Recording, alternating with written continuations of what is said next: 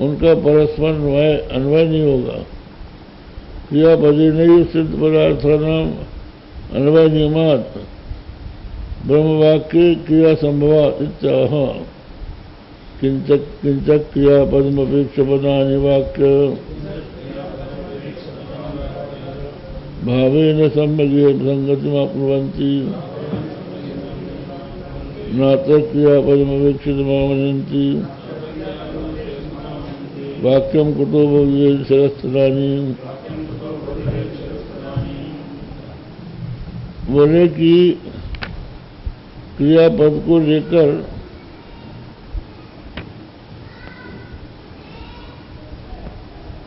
क्रियापद की अपेक्षा से पद जो है वाक्य बनते हैं। हर वाक्य में एक क्रिया होती है, लेकिन आपके जो तत्वमसी है इसमें कोई क्रिया नहीं है।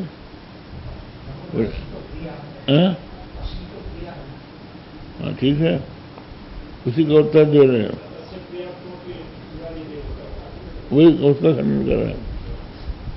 कहते अस्यादि पदस्यापि सन्मात्र तत्वाभिगमात्।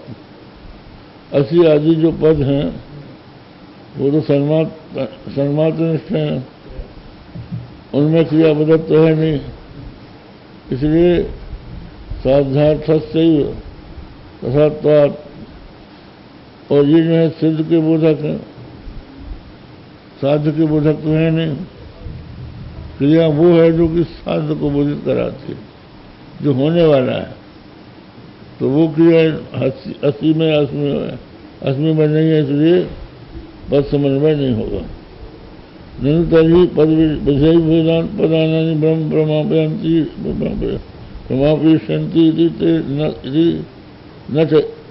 नृत्य।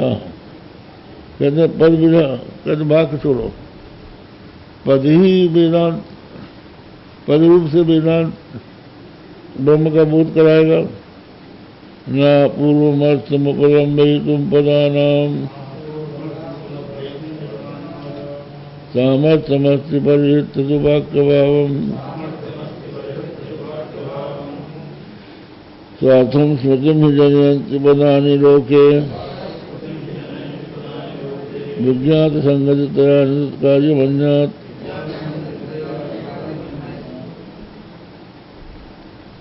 जो पद है वो अपूर्व अर्थ का उपलम्बन नहीं कर सकते, वो तो केवल वाक्य ही कर सकता है।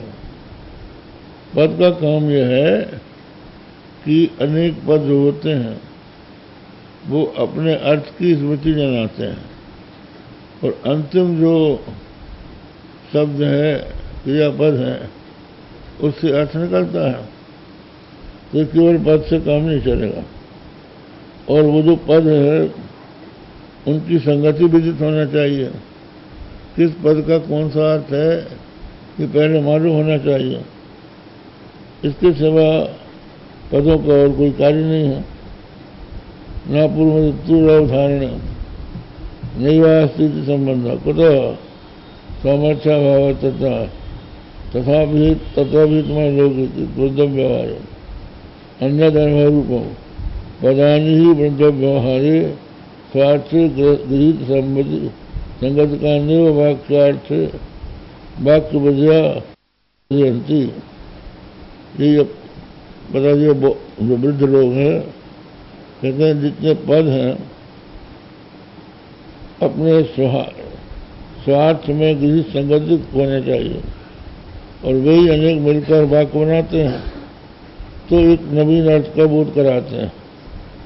नहीं तो फिर अव्युत्पन्न पदों से भी वाक्य कुछ ज्ञान हो जाए, ऐसा नहीं होता। प्रत्येक पद का अर्थ किस अर्थ में किस पद की संगति मालूम होना चाहिए। तो पद जो है पद केवल जो बदानी पद विधया पूर्वानुभूत स्मृति में जनयंती। ये पद जो है पूर्वानुभूत अपने अर्थ की स्मृति ही उत्पन्न करते हैं। स्मृति उत्पन्न करते हैं, अनुभव नहीं कर सकते। और आप पद से अनुभव बताने जा रहे हैं, इसलिए अगर वो जिसकी पहले से संगति नहीं है उसका बोध करना है तो अभ्युत्पन्न शब्द भी बोध करा देगा। और बिना संगति ग्रह के यदि कोई अर्थ बोलते हैं, अर्थ उनसे निकलता है तो वह अपूर्व नहीं होगा। अपूर्व नहीं होगा इसका मतलब यह है कि वाक्य पद से पहले ही उसका ज्ञान हो चुका है, तो यहाँ पर उसकी जरूरत भी नहीं है ब्रह्म को जनाने के लिए। इसलिए वाक्यार्थस्य विशिष्टस्य वैशिष्टस्य अपूर्वत्वात्, पदों में अपूर्व के बोध का सामर्थ्य नहीं है, वाक्य में है।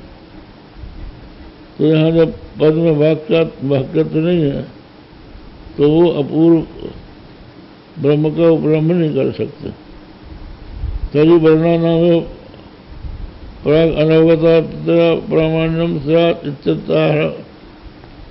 तो ऐसा है कि पद जो है, अब नीचे उतर रहे हैं, वाक्य नहीं बना तो पद पर आए, और पद जो है वर्णों के समूह को कहते हैं। जैसे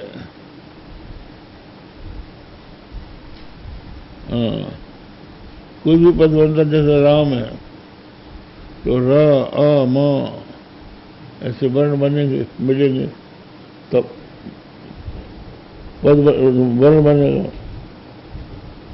तो इसके उत्तर में कहते हैं हित्वा न वाक्य बदते प्रतिपत्ति हेतु वेदो भवजीति कंचन वस्तुमीशा कश्चित् कदाचित् तत् कुतश्रुतीनां प्रामाण्यमात्मनि भवेदिति वर्णयन्ति। वाक्य पदते वर्ण हित्व न वाक्य पदते, वाक्य और पद यहाँ द्विवचन है, तो इसका अर्थ हुआ वाक्यताम पदताम चा। वाक्यता और पदता वर्णों में जब होगी तो वेद जो है वाक्य और पद को छोड़कर केवल वर्ण रूप से कभी भी ज्ञान नहीं करा सकता। कहते हैं कोई भी ऐसा करने में समर्थ नहीं है। इसलिए श्रुतियों का प्रमाण आत्मा में कैसे होगा? किसी भी अर्थ को केवल वर्ण बोध नहीं करा सकता जब तक कि वो पद न बने और जब तक कि वो वाक्य न बने। इसलिए कुतो भवे जिति वर्णयन्ति वर्णनीयम, कहते हैं वर्णनीयम वर्णयन्ति, वो नहीं बता सकते। अथवा एवं सति आत्मनि श्रुति नाम प्रामाण्यति यद वर्णयन्ति, इस प्रकार श्रुतियों में वर्ण प्रमाण ऐसा जो कह रहे हैं वो क्यों, किस आधार पर कह रहे हैं? नहीं वर्ण मात्रा का अनुभव अस्ति, वर्ण मात्र से कोई अनुभव नहीं होता। किंच वेदांतस्थ सब ब्रह्म, वेदांतस्थ सत्य ज्ञानादि पदानाम अनात्म